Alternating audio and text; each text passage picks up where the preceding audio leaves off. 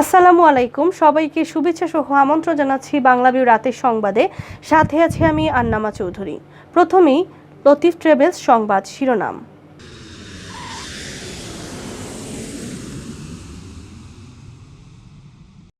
দেশে করোনায় মৃত্যুর নতুন রেকর্ড, 24 ঘন্টায় শতক ছাড়ালো মৃত্যু।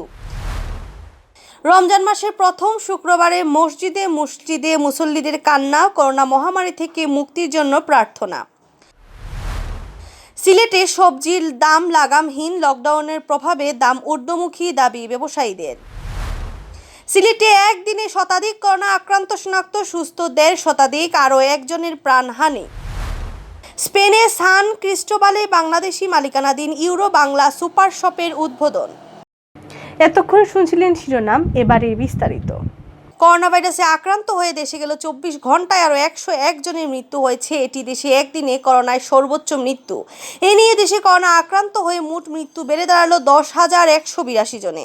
শুক্রবার স্বাস্থ্য অধিদপ্তরের অতিরিক্ত মহাপরিচালক অধ্যাপক ডাক্তার নাসিমা সুলতানা স্বাক্ষরিত এক সংবাদ বিজ্ঞপ্তিতে এ তথ্য জানানো হয়।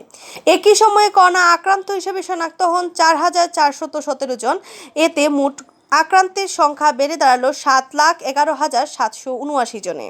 বিজ্ঞপ্তিতে বলা হয়, গত 24 ঘন্টায় করোনা মুক্ত হয়েছেন 5,694 জন, আর এ পর্যন্ত মোট সুস্থ হয়েছেন 6,02,908 জন।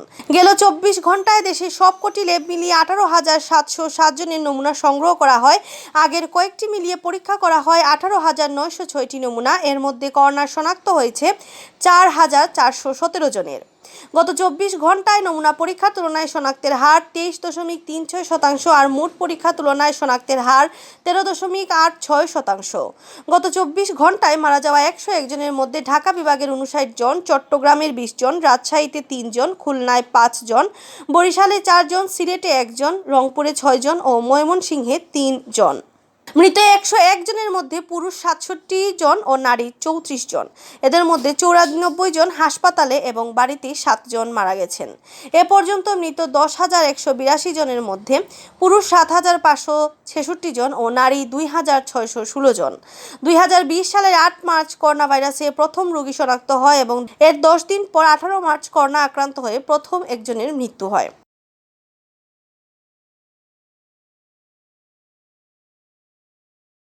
করোনা মহামারী থেকে মুক্তির প্রার্থনার মধ্য দিয়ে শুক্রবার মুসল্লিরা আদায় করলেন পবিত্র রমজান মাসের প্রথম জুমা। নামাজের আগে খুতবায় করোনা ভাইরাস থেকে মুক্তির জন্য সাবধানতা অবলম্বন সতর্ক বার্তা দেন মসজিদের ইমাম ও খতিবরা। নামাজের পর করোনা থেকে মুক্তি কামনায় বিশেষ মুনাজাত করা হয়।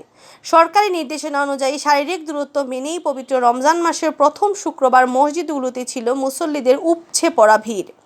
এছাড়া বিভিন্ন মসজিদে প্রবেশের সময় মুসল্লিদের জীবাণুনাশক স্প্রে ব্যবহার করতে দেখা যায়। নামাজ শেষে মুনাজাত দেশে ও জাতির কল্যাণ এবং মুসলিম উম্মার ঐক্য ও শান্তি কামনা করা হয়। সিলেট হযরত শাহজালাল রহমতুল্লাহ আলাইহির দরগাহ মসজিদ, হযরত শাহপরান রহমতুল্লাহ আলাইহির দরগাহ মসজিদ, বন্দর বাজার কেন্দ্রীয় জামে মসজিদ, সিলেট কালেক্টরেট মসজিদ, কুদরতুল্লাহ মসজিদ ও আম্বরখানা জামে মসজিদ সহ সিলেটের প্রত্যেক মসজিদে বিশেষ মুনাজাত অনুষ্ঠিত হয়। হযরত শাহজালাল রহমতুল্লাহ আলাইহির দরগাহ মসজিদে জুমার নামাজে ছিল মানুষের ঢল। মসজিদের ভিতর থেকে বাহির পর্যন্ত কানায় কানায় পূর্ণ ছিল মসজিদ। সিলেটের বিভিন্ন স্থান থেকে অনেকেই নামাজের প্রায় 1 ঘন্টা পূর্বে মসজিদে উপস্থিত হন। স্বাস্থ্যবিধি অনুসরণ করে মুসল্লিরা মসজিদে প্রবেশ করেন। মসজিদে প্রবেশের সময় স্যানিটাইজার দিয়ে জীবাণুমুক্ত করা হয় মুসল্লিদের হাত। লকডাউনের প্রভাবে সিলেটের বাজারগুলোতে সবজির দাম লাগামহীন, চড়া দামে বিক্রি হচ্ছে প্রায় সব ধরনের সবজি। সবচেয়ে বেশি দামে বিক্রি হচ্ছে বেগুন, শসা, ঢেঁড়স ও বরবটির কেজিও 50 টাকার উপরে, যা সপ্তাহ 10 দিন আগে ছিল নিম্ন আয়ের মানুষের জন্য সহনীয় পর্যায়ে। সবজির বাজার ঘুরে দেখা গেছে মান ও বাজার ভেদে বেগুনের কেজি বিক্রি হচ্ছে 80 থেকে 90 টাকা। গত সপ্তাহে বেশিরভাগ বাজারে বেগুনের কেজি 50 টাকার মধ্যে বিক্রি হয়, অর্থাৎ সপ্তাহের ব্যবধানে বেগুনের দাম দ্বিগুণ ছাড়িয়ে গেছে। দক্ষিণ শর্মার স্টেশন রোড থেকে 90 টাকা কেজি বেগুন বিক্রি করা আফজাল হোসেন জানান, রোজার প্রথম দিন থেকে বেগুনের দাম বেড়েছে। প্রথম রোজায় বেগুনের কেজি 80 টাকা বিক্রি করি, পাইকারিতে দাম বাড়া এখন 90 টাকা কেজি বিক্রি করতে হচ্ছে। তিনি বলেন, রোজায় বরাবরই বেগুনের চাহিদা বেশি থাকে, এবারও এর ব্যতিক্রম হয়নি। চাহিদা বেড়ে যাওয়ার কারণেই বেগুনের এমন দাম বেড়েছে। দাম বাড়লেও বাজারে বেগুন পর্যাপ্ত সরবরাহ রয়েছে। শুধু বেগুনই নয়, দাম বাড়ার তালিকায় রয়েছে শসা, পটল, বরবটি, শিম, ঢেঁড়স, টমেটো সহ অন্যান্য সবজিগুলো। পটলের কেজি বিক্রি হচ্ছে 60 থেকে 70 টাকা, যা গত সপ্তাহে ছিল 50 থেকে 60 টাকা। গত সপ্তাহে 60 থেকে 70 টাকায় কেজি বিক্রি হওয়া বরবটির দাম বেড়ে 70 থেকে 80 টাকা হয়েছে।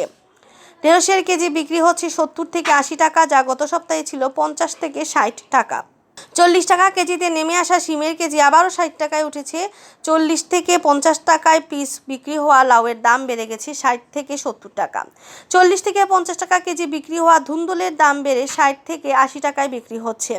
রোজায় চাহিদা বাড়ায় দাম বেড়েছে পাকা টমেটো ও শসার। গত সপ্তাহে 25 থেকে 25 টাকা কেজি বিক্রি হওয়ায় পাকা টমেটোর দাম বেড়ে 40 থেকে 50 টাকা হয়েছে। 25 থেকে 30 টাকা কেজি বিক্রি হওয়া শসার দাম বেড়ে 70 থেকে 80 টাকা কেজি বিক্রি হচ্ছে।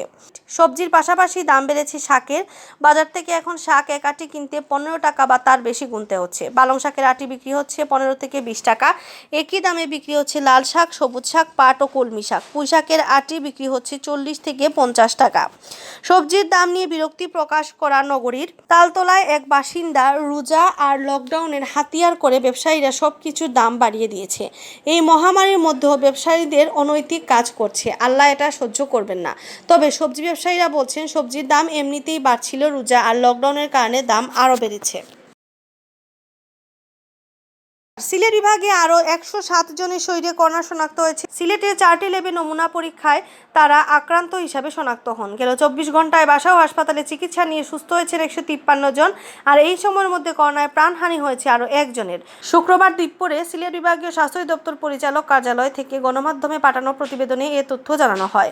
প্রতিবেদনে বলা হয়, গেল 24 ঘন্টায় করোনায় মৃত্যুবরণকারী ব্যক্তি সিলেট জেলার বাসিন্দা। আর নতুন আক্রান্ত 107 জনের মধ্যে সিলেট জেলার 38 জন, হবিগঞ্জের 13, মৌলভীবাজারের 12 ও সুনামগঞ্জের 9 জন। এছাড়া Sylhet MAG Osmani medical college হাসপাতালে চিকিৎসাধীন আরও 35 জনের শরীরে করোনা শনাক্ত হয়েছে। এ নিয়ে সিলেট বিভাগের 4 জেলায় মোট করোনা শনাক্তের সংখ্যা দাঁড়ালো 19,297 জন, যার মধ্যে সিলেটের 12,217 জন, সুনামগঞ্জের 2,665 জন, হবিগঞ্জের 2,218 জন আর মৌলভীবাজার জেলার 2,197 জন।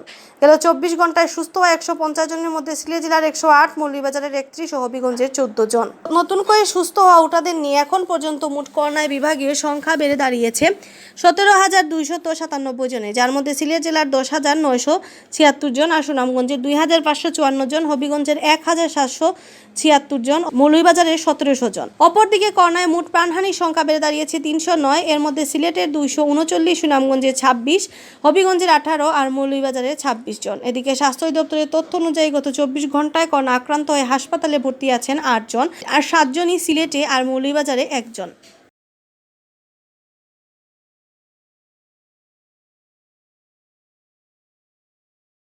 স্পেনের রাজধানীর মাদ্রিদে পার্শ্ববর্তী বাংলাদেশের অধ্যুষিত এলাকা সান ক্রিস্টেবালে উদ্বোধন হয়েছে বাংলাদেশি মালিকানাধীন ইউরো বাংলা সুপার শপ। এ উপলক্ষে শুক্রবার ইউরো বাংলা সুপার শপের স্বত্বাধিকারী ব্যবসায়ী বদরুল কামালের উদ্যোগে দোয়া মাহফিলের আয়োজন করা হয়। এতে মুনাজাত পরিচালনা করেন সান ক্রিস্টেবাল বাংলাদেশ মসজিদ পরিচালনা কমিটির সভাপতি মোহাম্মদ আব্দুস সালাম। মুনাজাতের পর অতিথিরা মিলে ইউরো বাংলা সুপার শপের উদ্বোধন করেন। উদ্বোধনকালে স্বাগত বক্তব্য রাখেন প্রতিষ্ঠানের স্বত্বাধিকারী ব্যবসায়ী বদরুল কামালি।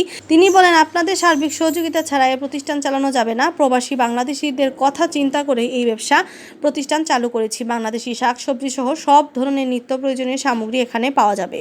এ সময় কমিউনিটি নেতৃবৃন্দের মধ্যে উপস্থিত ছিলেন স্পেন আওয়ামী লীগের সিনিয়র সহসভাপতি আব্দুল কাইয়ুম সেলিম, সান ক্রিস্টেবাল বাংলাদেশ মসজিদ পরিচালনা কমিটির সভাপতি Abdul Salam, all Europe Bangladesh press ক্লাবের যুগ্ম সাধারণ সম্পাদক কবির আল মাহমুদ, প্রতিষ্ঠানের সহ পরিচালক অধ্যাপক রাহি রেজা আহমেদ।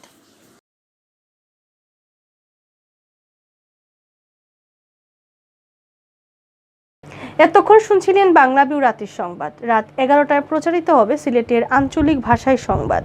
দেখার আমন্ত্রণ রইল। সাথে থাকার জন্য ধন্যবাদ।